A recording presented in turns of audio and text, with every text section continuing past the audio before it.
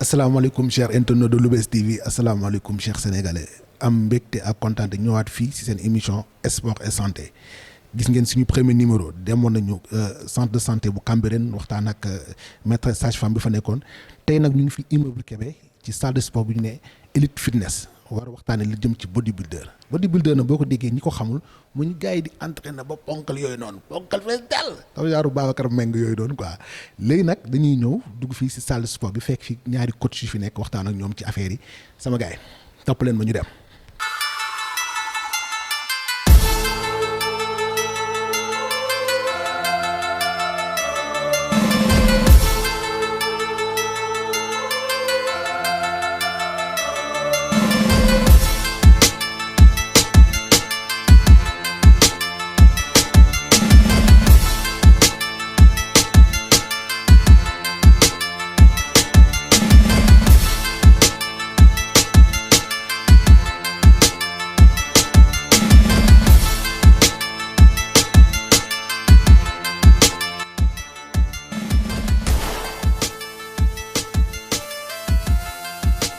Asalaamaaleykum chers internautes de Lou'Bess TV, bonjour chers internautes de Lou'Bess TV, c'est avec un immense plaisir que je vous présente votre deuxième numéro de votre émission Sport et Santé.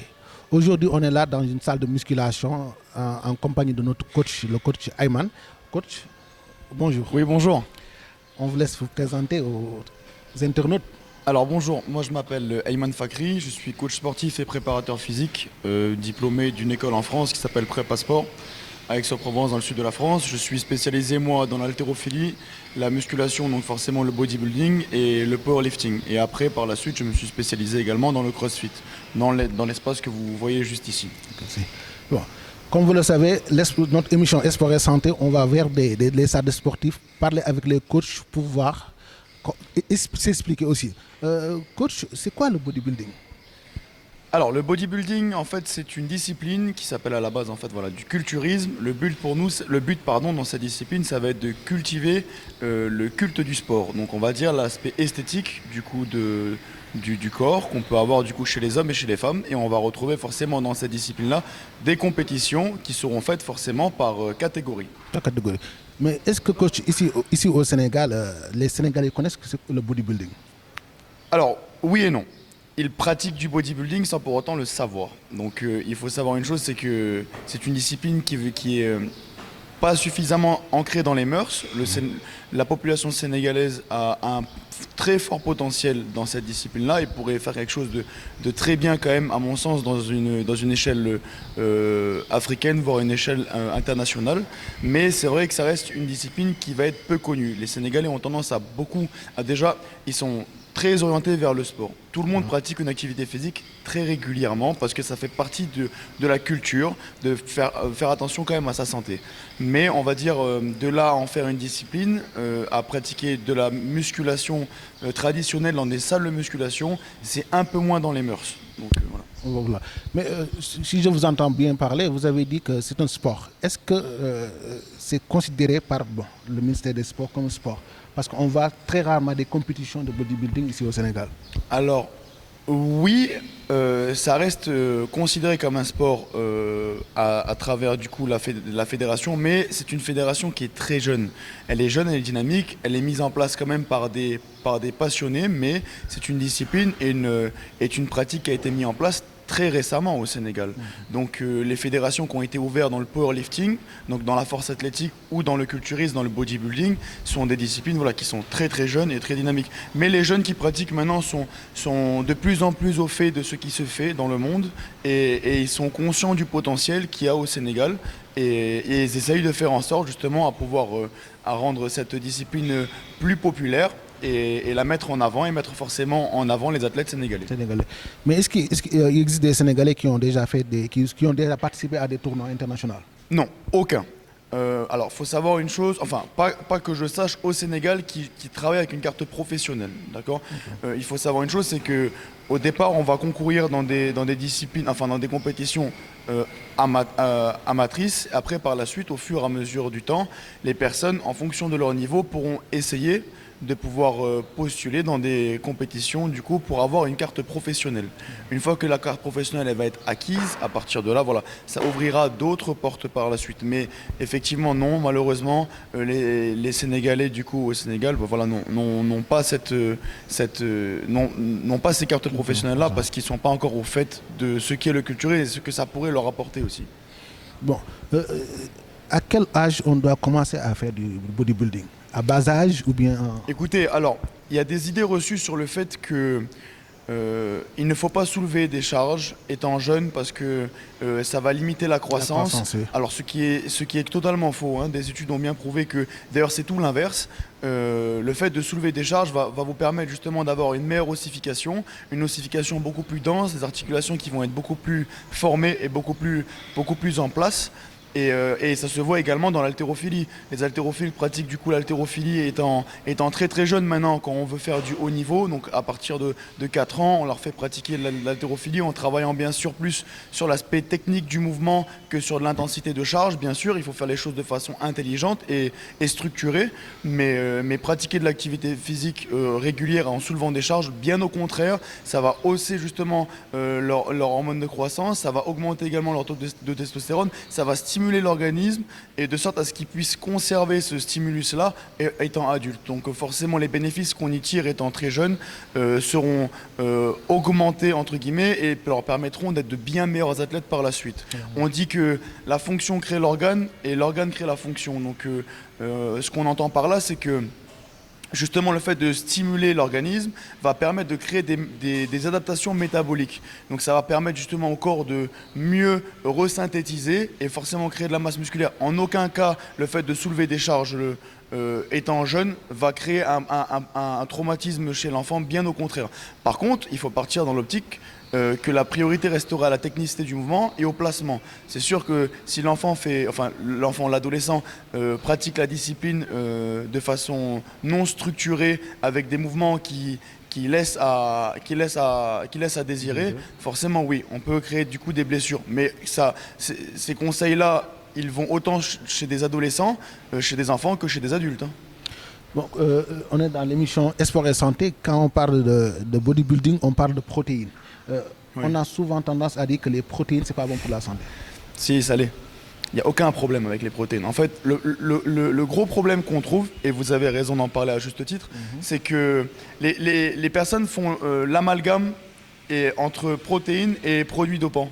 En fait, les personnes pensent en fait que consommer des protéines va leur faire prendre en masse musculaire de façon disproportionnée, alors ce qui n'est pas le cas. Aujourd'hui, les personnes se supplémentent en protéines en poudre pour un aspect beaucoup plus pratique. C'est juste pour éviter d'avoir à manger très régulièrement des grosses quantités, par exemple, de protéines entre guillemets naturelles comme du poulet, comme du bœuf ou des choses comme ça, et en gardant que l'aspect des protéines et pas en prenant le reste des nutriments qu'on retrouve par exemple dans du bœuf. Dans du bœuf, si on consomme du bœuf, on va avoir bien sûr des protéines, on va également avoir des lipides, également avoir des glucides. Alors que le fait de consommer des protéines en poudre, par exemple, vont permettre de conserver, de sélectionner que ce type d'apport-là. Maintenant, est-ce que c'est mauvais pour la santé? Moi, je vous dirais que c'est la dose qui fait le poison. C'est toujours pareil. Mais ça va autant dans les protéines que ça pourrait être dans n'importe quel aliment. Une personne qui va consommer trop de sucre, elle va finir par avoir, par exemple, un diabète ou des problèmes de surpoids. Okay. Une personne qui va consommer des protéines trop en excès va peut-être finir par avoir des problèmes de reins. Mais de là à dire que c'est un produit qui pose problème, bien au contraire. Une personne qui consommerait par exemple beaucoup trop de protéines naturelles comme du poulet ou du bœuf aura exactement les mêmes problématiques qu'une personne qui consommerait trop de protéines en poudre. On ne peut pas parler de protéines sans parler de la lutte ici au Sénégal, parce qu'on voit bien qu'il y a beaucoup de lutteurs qui quittent le Sénégal pour aller à l'extérieur, revenir et prendre une masse vraiment très rapide. Et parfois même, quand tu les vois, tu sens très bien ce n'est pas de l'entraînement. Les lutteurs quand ils reviennent au Sénégal, oui, parce que les choses sont beaucoup plus structurées aussi. L'accompagnement n'est pas du tout le même et la façon de s'alimenter n'est plus la même du tout. Au Sénégal, les gens s'entraînent bien. Après, est-ce qu'ils ont autant d'expérience? Est-ce que les entraîneurs ont autant d'expérience que dans d'autres pays? Bon, en fonction des entraîneurs, en fonction des endroits où on va se faire former, voilà, on peut encore en discuter. Mais la grosse différence qui va se faire, ça va être surtout dans la différence d'alimentation également. Et c'est là qu'on va toucher un point important, c'est que nous, à Dakar, on aime manger. Bien manger, je prends des guillemets, parce qu'on aime la bonne bouffe. C'est vrai qu'on apprécie, voilà, que ce soit les tchéboudjen, des plats traditionnels, mais les plats traditionnels sont relativement très caloriques. Donc vont faire prendre forcément beaucoup de poids, mais pas forcément de la bonne masse. On va avoir du coup de la masse musculaire, mais également de la masse graisseuse. Après, maintenant, si on regarde par exemple un petit peu plus, par exemple la lutte, comme par exemple le judo aussi, parce qu'ils ont les mêmes qualités physiques, hein, que ce soit les lutteurs et les judokas. Au départ, ils sont très imposants, enfin, il y a plusieurs années, comme les rugbyman, très imposants, très larges. Maintenant, si on regarde un peu plus, on va voir que maintenant, les nouvelles générations sont des générations qui vont avoir une masse musculaire très importante, mais par contre, une masse graisseuse un peu moins importante. Et au final, ils se sentent beaucoup plus explosifs, beaucoup plus stables. On travaille différemment. Comme vous êtes coach sportif, quel conseil donnerez-vous à cette nouvelle génération qui va être des bodybuilders? Moi, je leur conseillerais La première chose déjà, c'est de se cultiver. La deuxième chose, c'est de se rapprocher des personnes qualifiées et compétentes qui pourront vous aider. Maintenant, par le biais des réseaux sociaux et par le biais d'Internet, on a énormément d'informations. Par contre, il faudra savoir faire le tri de ces informations parce qu'on va avoir des bonnes, des informations comme des mauvaises. Donc rapprochez-vous des chaînes comme celle-ci, des chaînes qui vont être sérieuses, qui vont vous apporter de réelles informations et qui vont permettre d'avancer. Donc ça, c'est le premier conseil que je pourrais apporter, c'est rapprochez-vous des personnes qualifiées et compétentes. La deuxième, ce serait de continuer à vous instruire en permanence pour continuer à cultiver justement cette passion-là. Et la troisième, c'est voilà, l'expérience, la pratique de la discipline, la pratique du coup d'essayer de bien s'alimenter, de voir comment notre corps y réagit en fonction avec les années et en fonction des méthodes, voir qu'est-ce qui va être le mieux pour vous, le plus adapté. Et voilà, pratiquez votre discipline avec passion. Vraiment, merci beaucoup, coach Ayman. C'est un plaisir de vous avoir ici. Plaisir partagé en tout cas. Merci beaucoup. Merci beaucoup. Comme ni ngeen ko gisee, chers internautes de Lou'Bess TV, chers sénégalais aussi, comme ni ngeen ko gisee, waxtaan nañu ak coach. fu mu toll nag ñu toog koo xam ne bodybuilder la Ibou ñu lay nuyu di la siyaar. maa ngi leen di delloo siyaar bu wér yéen waa Presse TV ah. Lou'Bess TV. Lou'Bess TV maa ngi leen di siyaar bu baax a baax. Ibou lan mooy bodybuilder. bon bodybuilder moom ci li ñu ko gën a ràññee mooy déjà avant may commencer foofu damay présenter ba pare. bon maa ngi tudd Ibrahima Dione ñu gën ma xam si coach Ibou. bon slogan bi easy work la gars yi daanaka ñu bëri xam nañ ko. bon je suis coach sportif en même temps aussi tamit athlète powerlifter en même temps bodybuilder en fait. donc pour répondre juste à cette question si wàllum bodybuilding moom ci li ñu ko gën a ràññee compétition la boo xam ne daanaka day am au niveau international bu ñu naan bodybuilding nag musculation moo tax ñuy wax. musculation bu ñu naan musculation c'est cadre xam nga cadre c'est les dorsaux c'est les épaules xam nga donc daanaka c'est une compétition boo xam ne day am au niveau international te compétition bi li ci gars yi di gën a xool mooy body en fait. body mooy cadre bu rafet xam nga. mooy corps quoi. waaw mooy yaram en fait body mooy yaram quoi pour musculation moo tax yaram en fait bon daanaka loolu lañ mën a wax en fait. ci wàllum bodybuilding. mais tey bodybuilding soo nee sport la gis nañ fi football gis fi basket ak yeneen mais est-ce que bodybuilding fii ci Sénégal xam nañ ko est-ce que considéré nañ ko. bon man du ma wax ci bodybuilding kese dama naan sport laay wax en quelque sorte en fait. sport laay wax en quelque sorte surtout musculation en fait fii gars yi dañ ko desee jox cër ak bi moom en fait. et pour man c'est un sport très très noble en fait.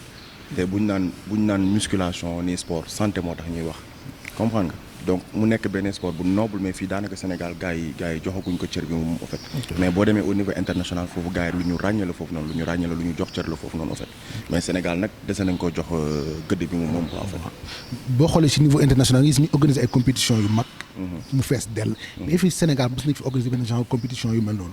non loolu moom basket bi ngay organiser fii Sénégal mu fees dell. nga organiser làmb mu fees dell mais làmb basket ak musculation ñoo ànd quoi tu vois donc normalement waroon nañoo mën a organiser fii bodybuilding mu fees dell parce que pour man lépp sport la rek. lépp sport la te bu ñu naan sport santé moo tax.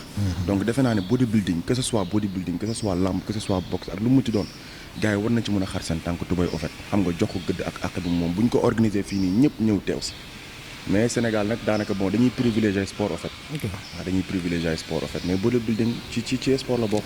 ci sport la bokk. léegi moom sport la boo xam ne da nga koy commencer à bas âge wala bu nga toog ba heure bu la neex nga jékki-jékki dugg ci nii comme ça. bon ça dépend parce que buñ naan bodybuilding dafa sport dafa bëri surtout wàllu musculation bi dafa bëri ay fànn en fait.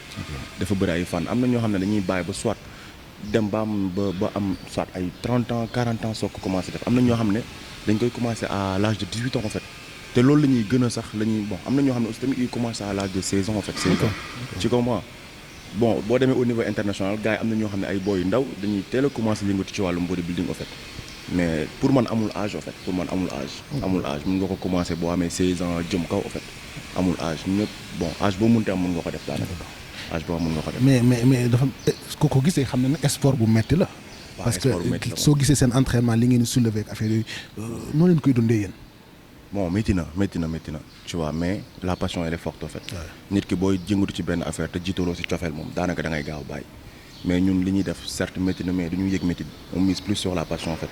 métti na moom mais on tient bon parce que li ñuy jiital à chaque fois mooy bëggeel boo fait cofeel bi ci li ñuy def. donc voilà c'est juste une question de passion et tout métti na mais on aime ce qu'on fait en fait.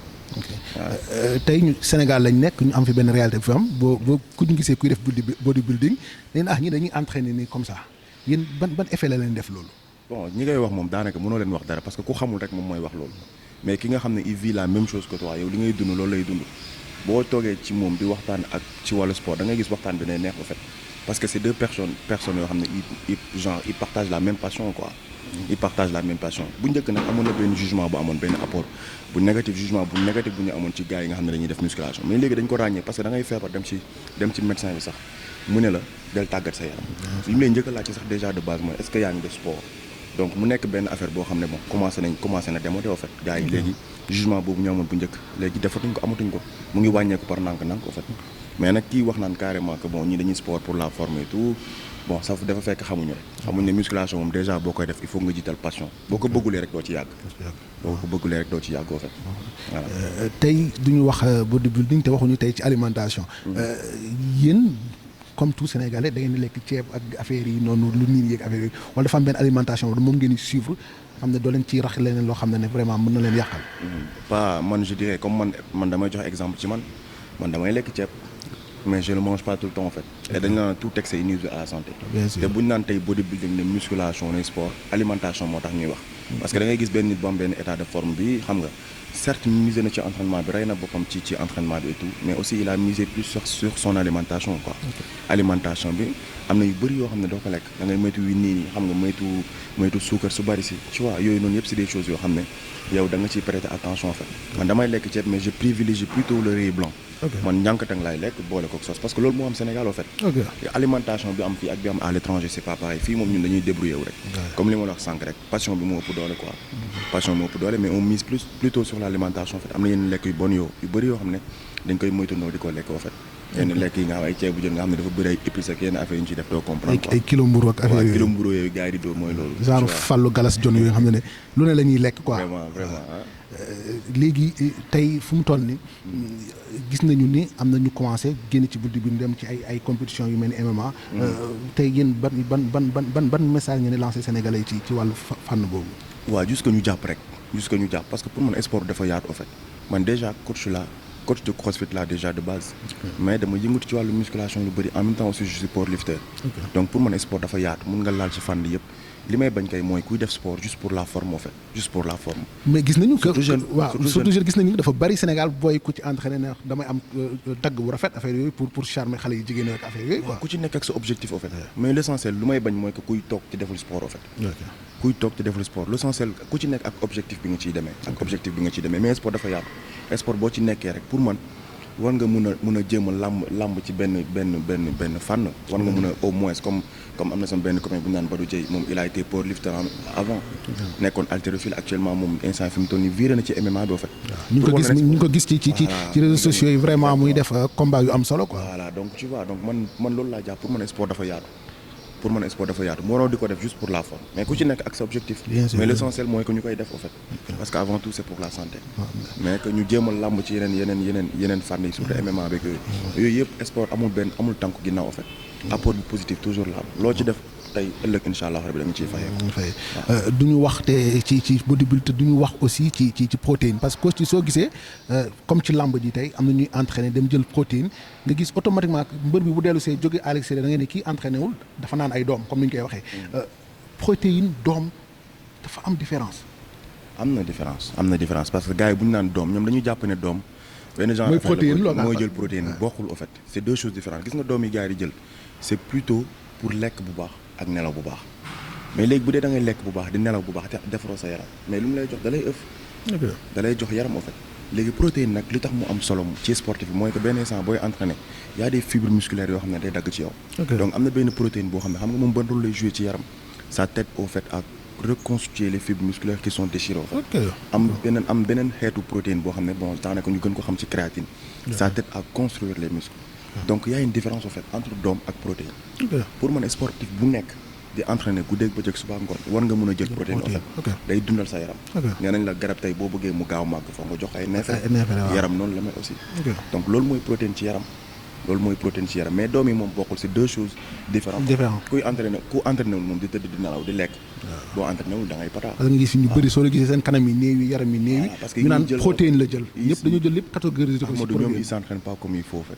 ils s'entraînent pas comme il faut parce que entraînement tey même boo doon naan yi doom di rey sa bopp li ngay lekk sa kër boo ñëwee fii tu vas le brûler en calories en fait da nga koy lakkaat du nekk loo xam ne day stocké wu sa yaram donc gars yi nañu jël doom man ça dépend en fait parce que dafa bëri façon nit ku nekk tey booy entraîner tu as besoin de récupérer tu as besoin d'alimentation en fait da nga bëgg di lekk bu baax mais li ñuy bañ mooy que ngay récupérer di lekk bu baax te defaroo sa yaram tàggatoo sa yaram comme il faut en fait te mbëri ñoom loolu la ñuy def dañuy jël doom yi te duñu nangoo entraîner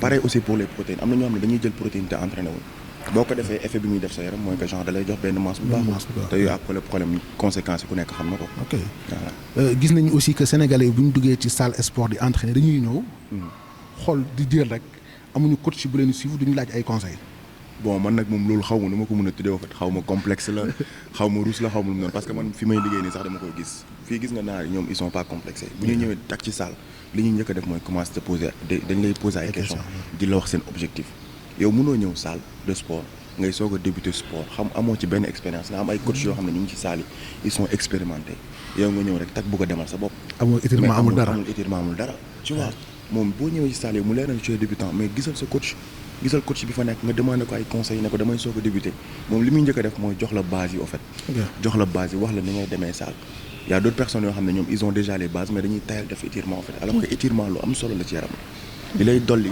ci étirement moo la koy may tu vois mais bëri na ñoo xam ne dañuy ñëw salle c'est des débutants mais bu ñu ñëwee rek tak dañuy demal seen bopp mooy faral ñuy def salle 5 mois 6 mois bàyyi ne inscrire naa salle ba sonn mais awma résultat mais mënoo am résultat parce que yow kii tax ngay am résultat gisoo ko mooy sa coach donc voilà c'est ça en fait comme li ñu wax rek actualité tey gis nañu ne heure bu coow amee ñu wax waxu nervi yi li ñuy njëkk def mooy indexé leneen tey yéen tey ci biir société bi noonu lañu dundee loolu waaw métti na bon loolu laa koy wax métti na en fait parce que tey yow boo soñoon li ngay def xam nga à chaque fois bu la ci nit gisee dala ciy naw dala ciy ñëwee en fait mais léegi lu ma la wax rek dafa am ñoo xam ne ñu bon yi toujours ñoo yàqal ñu baax ñoo yàq métier bi en fait parce que am na ñoo xam ne ñu ngi liggéey nekk seen ruq xam nga di dund seen passion di dund seen sport comme il faut sans pour autant ñu def ci lu bon parce que ñoom li ñuy jiital à chaque fois mooy cofeel bi ma lay wax am na ñeneen ñoo xam ne ku ci nekk objectif am na ñeneen ñoo xam ne dañ ciy dugg am benn masse bi commencé nekk ci town bi di chemin pagaille au fait mais ñooñu nag ñooy yàqal ñi nga xam ne que carrément que genre que ñoom ñu ngi seen bopp di liggéey mais dañ leen di compter ils sont pas nombreux parce que fi mu toll ni jamono ñu toll ni ñuy dund passion sport moo ëpp que ñi nga xam ne dañuy sport bu ñu paree am benn état benn masse bi rek commencé nekk ci town bi di chemin pagaille tu vois donc voilà quoi. voilà yaakaar naa ni kaddu yi rafet na Ibou détaillé na lu bari vraiment dañ lay remercier ci accueil bi et tout di la bàyyi rek nga sànni sa kaddu bu mujj jàkkaarloog sénégalais yi wax ak ñoom. en tout cas man aussi maa ngi leen remercier si vraiment si émission bi et tout parce que pour man c'est une première en fait d'habitude sax man du may jël micro di wax daanaka man damay préférer toog sama ruq xam nga di liggéey sama liggéey en fait di dund sama passion comme il faut. mais bon lii soo gisee tey man nangu ko c'est parce que je me dis que sport pour man partage en fait dafa nekk loo xam ne dafa yaatu.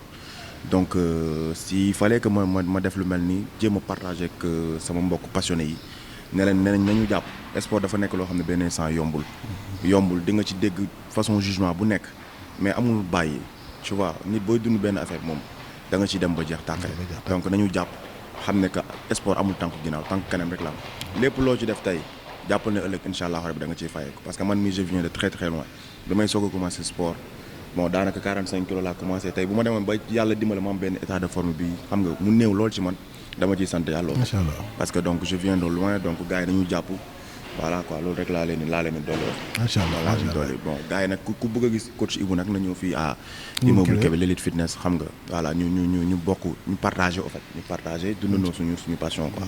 voilà incha allah rabbi kon nag Cheikh internaute lii lañ la indiloon comme ni ma ko waxee sport et santé dañuy ñëw xam ngeen bodybuilder jamono yi ku nekk mi ngi wax ñu bëri ñu leen indexé wala leen taxé te xamuñu li ñuy expliqué ci ñoom moo tax ñu indiloon tey coach Ibou waxtaan ak moom te di leen jox daje bientôt ci beneen numéro seen émission sport et santé jërë ngeen jëf.